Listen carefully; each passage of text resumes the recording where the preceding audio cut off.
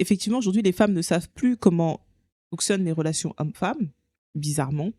Mais il y a aussi le fait qu'elles ne connaissent plus du tout leur rôle, la posture qu'elles doivent avoir. Et ça aussi, je pense que ça crée de gros problèmes, en fait.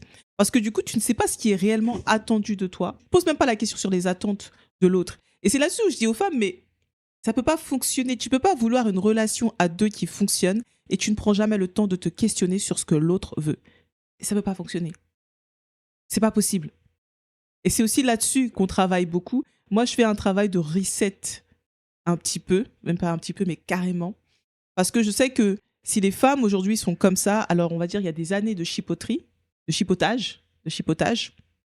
Donc, vous savez, tout ce que l'on dit par rapport à la société, par rapport à la place de la femme, le fait que les femmes auraient tellement souffert tout le temps, elles n'avaient jamais leur mot à dire. Bref, toute cette narrative qu'on nous conte, hein, donc il y a toutes ces choses-là qui sont entrées dans la tête des femmes, et donc ça influence forcément sur leur manière d'être, mais il y a aussi les blessures et les traumas, parce qu'on a de plus en plus de femmes qui ont des expériences désastreuses, parce que justement, elles ne comprennent plus les hommes, ne comprennent plus les relations, elles n'ont plus du tout les bases, et donc elles vont essayer.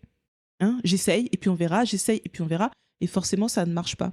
Et donc pour moi, c'est super important. C'est pour ça que même si mon travail contribue à ce que les femmes puissent bien se marier, puissent avoir une famille épanouie, même si mon travail il est beaucoup sur l'épanouissement de la femme, ça commence toujours par la femme dans son essence.